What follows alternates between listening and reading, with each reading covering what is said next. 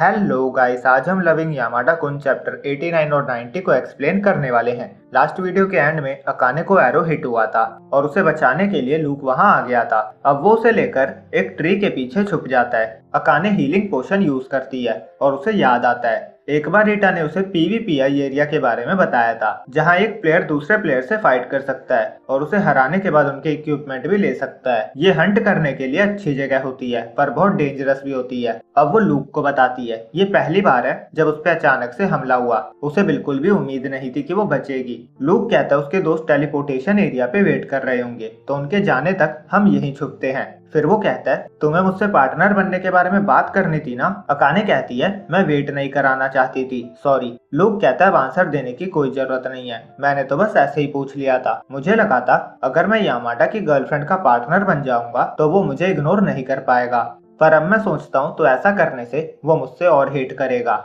वो बताता है उसने और यामाडा ने ऑलमोस्ट एक ही टाइम पे गेम खेलना स्टार्ट किया था और वो दोनों ही विजार्ड थे और यामाडा हमेशा टॉप रैंकिंग में रहता था। उसे लगा वो स्ट्रांग है, इसीलिए वो उसको छुपकर देखने लगा और अजीब दिखने वाला एफ्रो उसे कूल लगने लगा। उसने उसके इक्विपमेंट कॉपी कर लिए पर उसके दोस्तों ने कहा वो अजीब लग रहा है, उसे छोड़ देना चाहिए, इसीलिए उसने छोड़ दिया। उसने यामाडा को बहुत बार फ्रेंड रिक्वेस्ट भी भेजी थी पर उसने एक बार भी एक्सेप्ट नहीं करी। उसे लगा वो कमजोर है, इसीलिए यामाडा एक्सेप्ट नहीं कर रहा, तो वो स्ट्रांग बना, पर फिर भी कोई फायदा नहीं हुआ। और फिर उसका ये मोटिव बन गया कि उसे हमेशा यामाडा से ऊपर रहना है। अकाने समझ जाती है उसे यामाडा कितना अच्छा लगता है। लूक कहता है शायद वो मुझसे नफरत करता है। अकाने कहती है ऐसा नहीं है। तभी उनपे एरो से हमला होता है, दोनों भागने लगते हैं और लूक मंत्र पढ़ रहा था। अकाने को याद आता है उसे जादू करने में टाइम लगेगा और कोई उस पर अटैक कर रहा था। अकाने उसे प्रोटेक्ट करती है और उसे मंत्र पढ़ते रहने को कहती है। उसकी हेल्थ बहुत कम हो गई थी। तभी दूसरा बंदा भी अकाने पे अटैक करता है। लूक को खुद पे बिलीव नहीं था कि वो टाइम पे जादू कर पाएगा।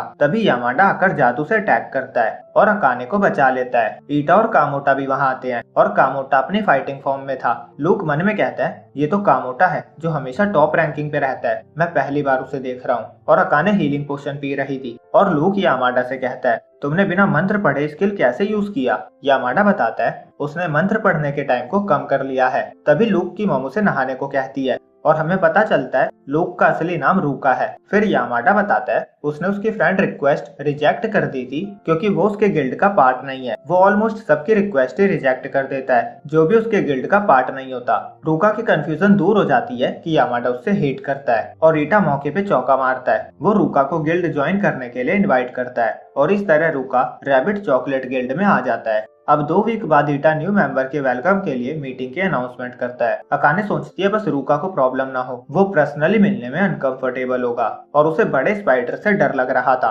और इसीलिए यामाडा उसके घर आया था। वो स्पाइडर को पॉलिथीन में पकड़ के जा रहा था। अकाने कहती है मैं भी चलती हूँ, मुझे कन्वीनियंस स्टोर जाना है। वो बताती है उसके एसी के रिमोट की बैटरीज खत्म हो गई है, उसे वो लेना है और उसने बहुत शॉर्ट पैंट्स पहने थे। यामाडा कहता है तुम इन्हीं कपड़ों में चलोगी। अकाने हाँ कहती है। अब दोनों कन्वीनियंस स्टोर जाते हैं और रास्ते में यामाडा ने स्पाइडर को पार्क में छोड़ दिया था। अब कन्वीनियंस स्टोर पे अकाने को मॉम का कॉल आता है। वो सामान की बास्केट यामाडा को देकर बाहर बात करने चली जाती है और यामाडा सोचता है इसे तो बैटरीज लेनी थी, वो तो है ही नहीं। दूसरी तरफ मॉम अकाने से पूछ रही थी तुम बिजी थी क्या, फोन उठाने में बहुत टाइम लगा दिया। अकाने बताती है वो कन्वीनियंस स्टोर में थी। मॉम कहती है इतनी रात में बाहर मत जाया करो, मुझे चिंता होती है। अकाने कहती है मैं अकेले नहीं हूँ। मॉम कहती है तुम बॉयफ्रेंड के साथ हो, आजकल तुम पूरा दिन उसके साथ ही नहीं बिता रही हो। अकाने कहती है नहीं ये बस कोइंसिडेंस था। मॉम कहती है क्या वो अच्छा लड़का है। अकाने कहती है आप ऐसे सवाल तो नहीं पूछती थी। मॉम कहती है तुम कायदे की तरह यहाँ नहीं हो और मैं तुम्हारे बॉयफ्रेंड के बारे में कुछ जानती भी नहीं हूँ। अकाने सोचती है वो चाहती है मैं फॉर्मली उन्हें इंट्रोड्यूस करवाऊं पर ये बहुत जल्दी हो जाएगा। मॉम कहती है वो कितने साल का है। तभी अकाने नोटिस करती है 2 लड़के उसे ही देख रहे थे। वो मॉम से कहती है मैं बाद में बात करती हूँ और वो जाने लगती है। लड़के उसे फॉलो करने जा रहे थे।